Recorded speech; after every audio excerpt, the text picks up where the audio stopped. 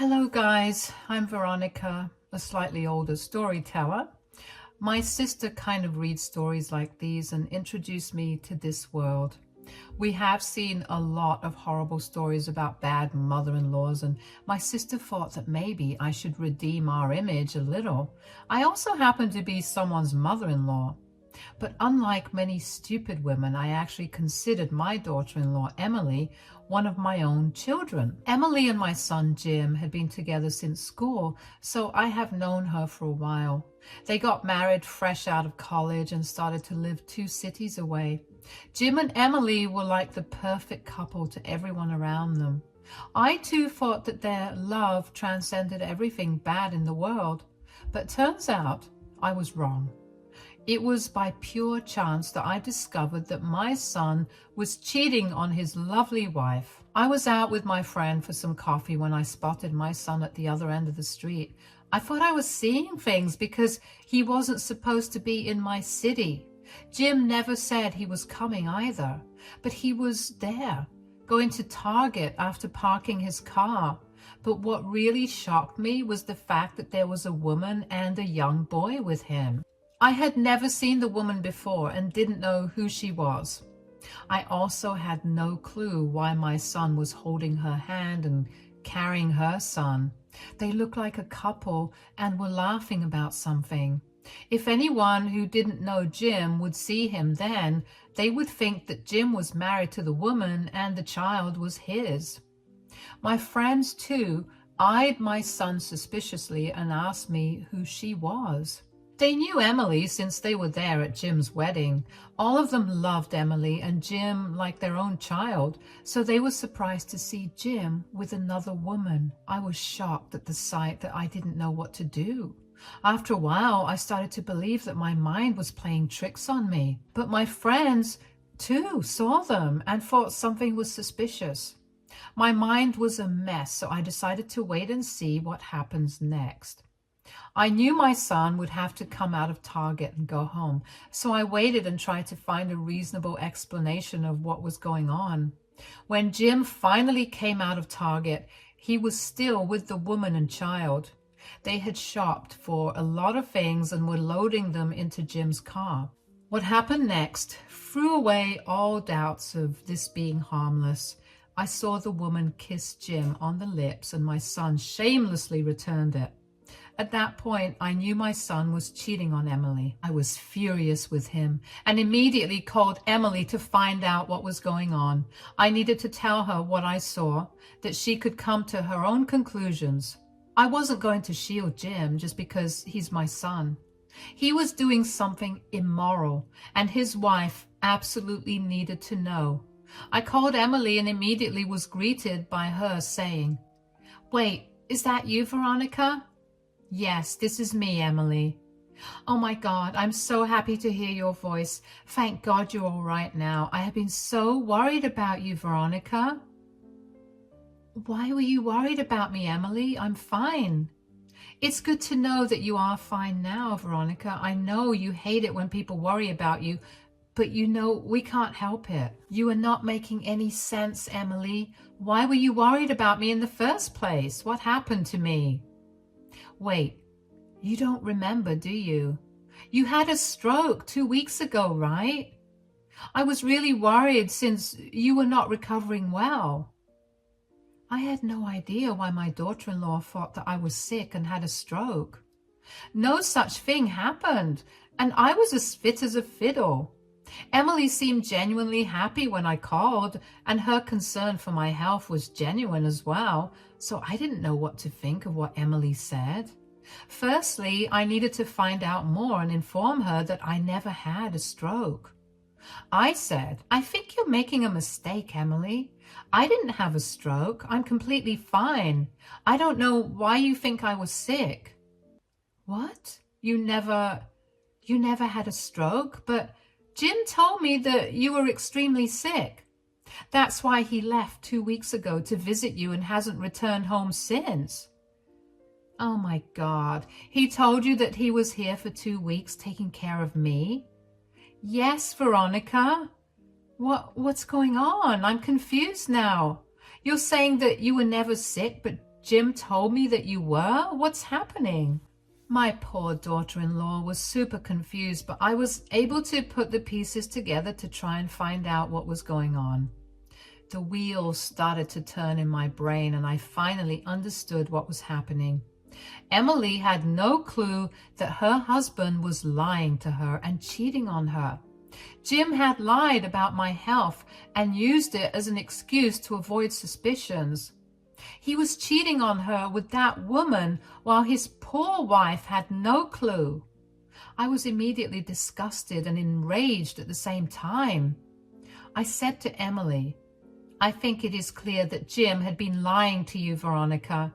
He lied about my health when I was perfectly fine." "But I don't understand.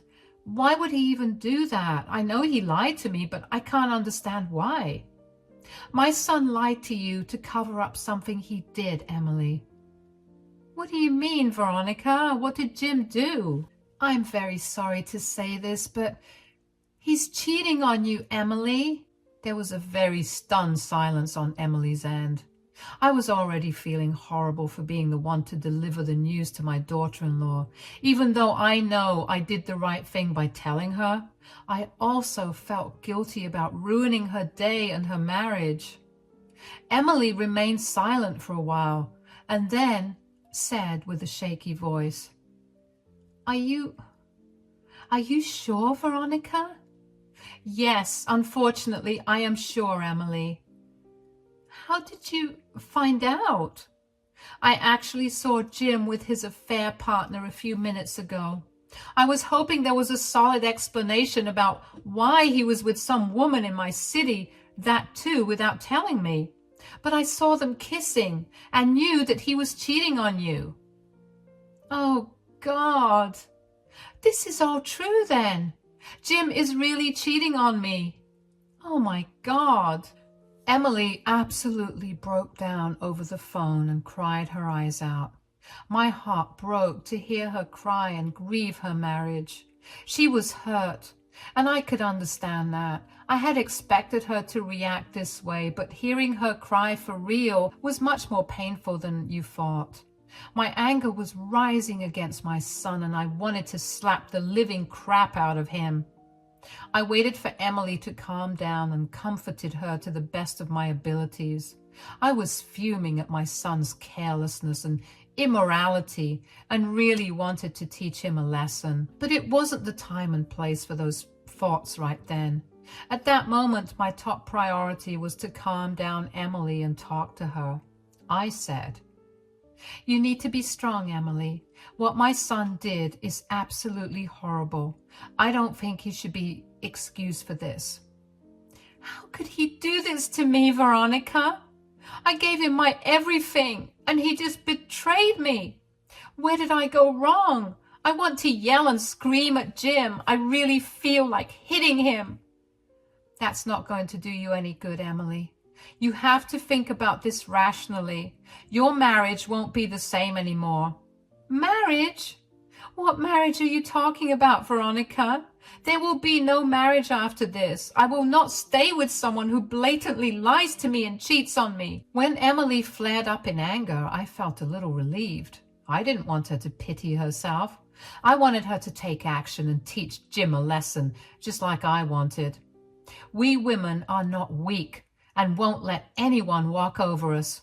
I wanted Emily to be strong and do something to make sure Jim pays. If she was really going to divorce him, I would wholeheartedly support her and even encourage her to do it. Disloyal men had no business getting innocent women into their trap.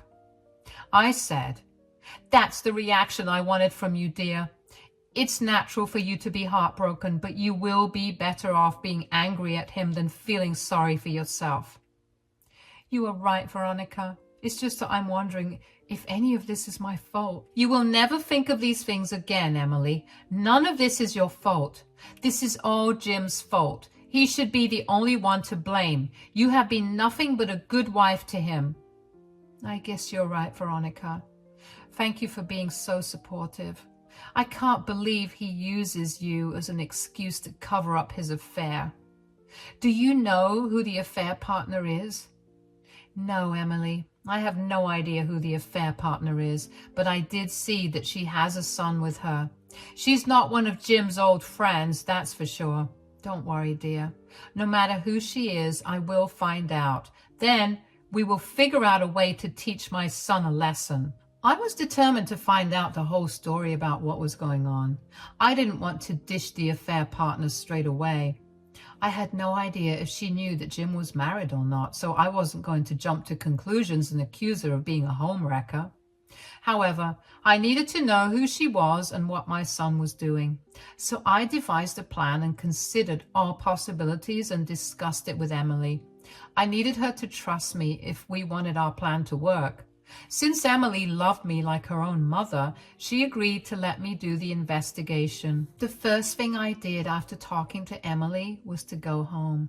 Then I tried to calm myself down so that I could act normally around him. I called Jim and told him and said, "I know you're in my city, Jim. Don't try to lie to me." "Mom, I don't know what you're talking about." "I already warned you that I don't want to hear your lies. I saw you kissing some woman. You better come here and explain yourself before I call your wife and tell her what I saw." No, Mom, listen to me. I'm coming over right now. Please don't tell Emily anything. Please just hear me out. I'm coming to your place, Mom. Jim was frantic after knowing that he had been caught. I lied to him and made it seem like I hadn't told Emily anything. When I threatened him, he freaked out and told me that he would come over. And that's exactly what I wanted. I hung up on him soon because I was close to blowing up on him. My son reached my place in record time, and I was surprised he didn't get speeding tickets because of how fast he drove. I allowed him to come inside because I didn't want my neighbors to know all the dirty business my son was up to. There is no point in making a scene when I was trying to deal with this differently. Jim was nervous and looked like he was on the verge of tears. I sat down opposite to him and angrily said, "How on earth do you plan to explain yourself, Jim?" "Mom, I'm so sorry. I didn't mean for this to happen. It happened so out of the blue." "That's what all cheaters say, Jim. I need to know why you did it." "What can I say, Mom? Emily works long hours and I feel lonely, you know. She earns more than me and sometimes it makes me feel emasculated." I was shocked to my core to hear my son's reasoning. His reasons were just plain wrong and didn't justify his cheating at all. I don't know why he thought it would be a good idea to tell me this. Did he really think that I would support him after hearing his reasons? God knows what he was thinking back then. But I can tell you what I was thinking. I was thinking of ways to calm myself down so that I wouldn't reach out and slap my son. Again, that would jeopardize everything because I needed my son to feel comfortable enough with me to tell me everything. I still said in an angry voice, "So, instead of seeking help for your problem or talking it out with your wife, you decided to cheat on her with a homewrecker?" No, Mom. You're wrong about Sandra. She is not a homewrecker. She's having an illicit affair with a married man. How can you say she's not a homewrecker? Mom, she has no idea that I'm married. She's a decent woman who's struggling with her son. So being with her was actually an ego boost for me. I felt like a man because I was taking care of a poor widow with a son. I don't feel emasculated when I'm with her. That took several mysteries off my list. I finally found out the name of Jim's affair partner and his motivations for cheating. I also found out that the woman didn't know about Jim being married. Now, I even felt bad for Sandra while getting madder at Jim. Still, I didn't touch him or beat him into oblivion. Instead, I said, "What you did is extremely messed up, Jim." "I know, Mom. Believe me, I know that already." "What do you want to do now? Do you want to leave Emily?" "No, Mom, I really don't want to leave Emily. She's the love of my life. Plus, I'm pretty dependent on her in a lot of ways as well." "Then you shouldn't have cheated on her. Do you plan to leave Sandra then?" "I don't know, Mom. Sandra really makes me happy and I like being around her son. I get everything from her that I don't get from Emily." I still can't believe I raised an absolute joke of a man like Jim. I was severely disgusted with him and wished he wasn't my son. Even after being caught, Jim wasn't exactly willing to give up any of his partners. He was trying to make himself the victim by saying he only felt complete when he was with 2 women. I have no idea how he could say those words in front of me without feeling embarrassed. Instead of getting up and strangling the life out of him, I decided to try and be his friend. I had no intention of forgiving him. I just wanted him to be comfortable enough around me so that I had the time to execute my plan. I looked at him and said, "You need to tell me more about Sandra. She seemed like a nice woman. It's unfortunate that she's a single mother."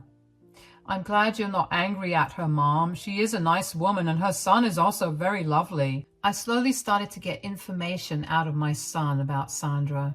Now that I knew that she was also an innocent victim, I wanted to track her down and inform her about the situation. Sandra really did seem like a nice lady, and I didn't want her to bring her innocent son around my pathetic one. So I gathered as much information as I could from Jim. Then I said, "You're right, Jim. Sandra sounds like a good woman, but Emily is a good woman too. You're playing a dangerous game, Jim. You need to stop this before it gets out of hand." "I'll figure something out, Mom, but please don't tell Emily anything right now. She will be devastated." "I agree about that, Jim. She will be devastated. Don't worry. I won't tell her. But you need to be careful and make sure you don't mess anything up." "I will be careful. Thank you so much for understanding me, Mom. I don't know what I would do without you. I'm happy that you at least gave me a chance to make things right." No, I wasn't giving my stupid son a chance to make things right. I wasn't some gullible woman he could fool. I knew very well that he wasn't going to end the affair anytime soon.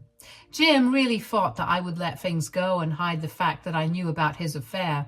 He was thanking me for hiding his affair so that he could do whatever he wanted with these women. He had truly turned into a horrible man, but I was going to show him that karma always comes for people like him. After Jim left that night, I called up Emily and explained to her what was going on. She was furious as well and told me clearly that she sees no future with Jim anymore. She was happy that they never had a child together because she didn't want to remain tied down to Jim after this. I knew that deep down Emily was still grieving and was heartbroken. She had wasted years of her life loving a disloyal man who had no regard for her feelings.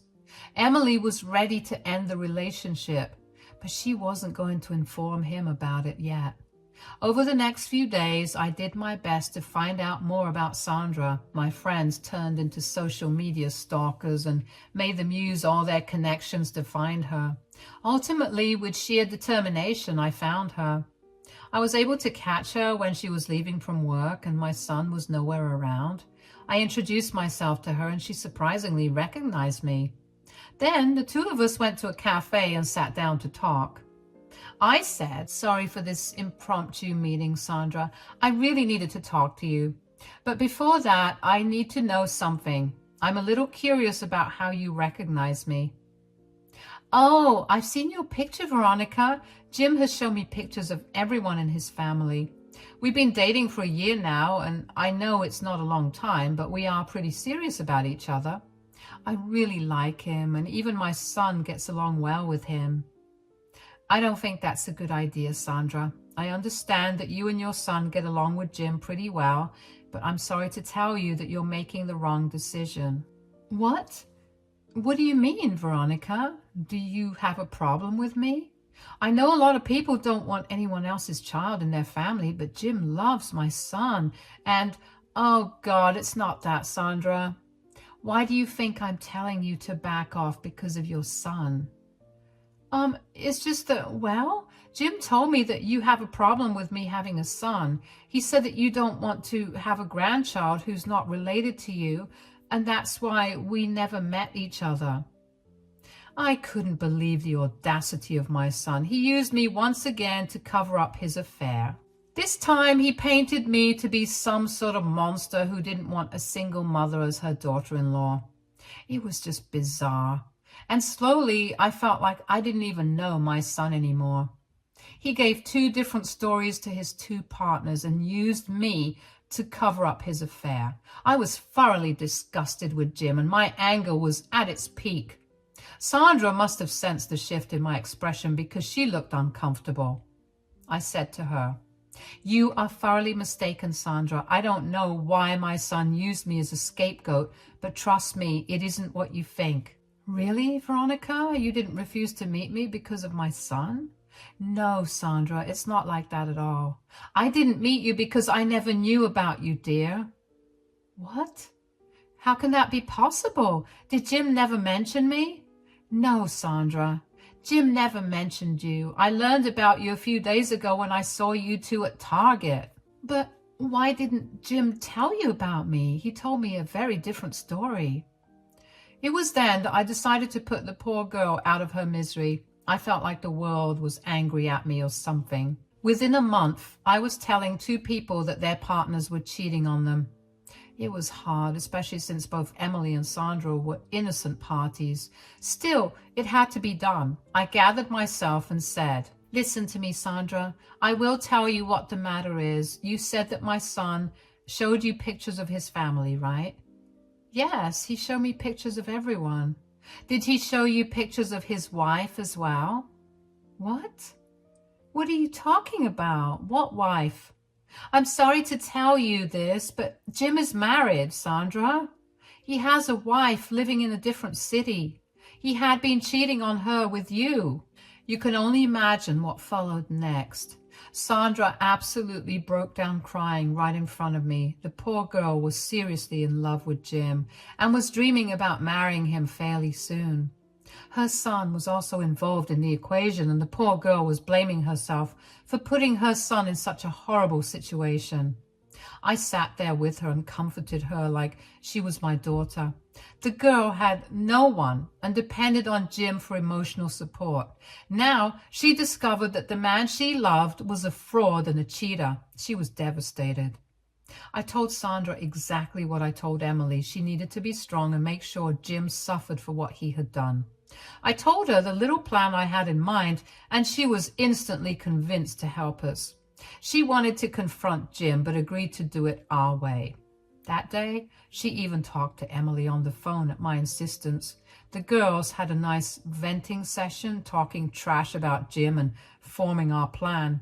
Then it was time for the big show. I knew that the plan I made would take me away from my son, but I didn't care about it one bit. He had done something horrible and used me to cover up his dirty work. I wasn't going to just be a doormat and accept what he has done. As far as I was concerned, he wasn't my son anymore. I didn't raise him to be an evil guy like this, so I was prepared to lose my son because I didn't want to stay in contact with him anyway. A few days after I met Sandra, I called my son Jim over to my house for a little meeting. He happily came to see me, thinking that nothing was wrong. You can imagine his face when he walked in and saw Emily waiting for him. He looked super nervous and said, "Hey, Emily, what are you doing here?" "Oh, hi, Jim. I'm here to see your mother, who's been recovering from a stroke. She looks all fine and dandy to me." Yes, she recovered really fast. She's been home for a few days now." "That is very interesting because Veronica says that she never had a stroke to begin with." "Care to explain why you used me as an excuse to cover up your affair?" "Mom, what are you talking about? What affair do you mean?" Jim was trying to act all innocent, but was failing miserably. He was actually shaking and sweating a lot. He was nervous because he knew he was caught. But he still had no idea how serious the situation was for him. He was mumbling and stuttering to come up with an explanation and ended up with this stupid question. Just as he asked me that question, Sandra walked into the room. Jim's eyes went wide as he spotted Sandra casually strolling into the room. He was now very pale and kept looking between Sandra and Emily. He gulped hard and looked at me for help. But my smirk told him everything he needed to know. Sandra walked in and said, "Do I need to explain to you what affair your mother is talking about, Jim?" I don't know. Maybe she's talking about the affair you had with me. What? Sandra, what are you doing here? What's going on? I will tell you what's going on, Jim. You have been caught red-handed having an affair and lying to Sandra about how you're single. No, I didn't. What's the use of lying, Jim? Emily and I both know the truth thanks to your mother. Jim looked at me like he hadn't expected me to sell him out. He looked very disheveled and was still shaking from anxiety and shock. He had the most stunned expression on his face and said, Mom, did you tell them everything? You promised that you wouldn't tell anyone. How could you betray your own son? Shut up, Jim. You have no right to tell me these things. You are the one who betrayed 3 women.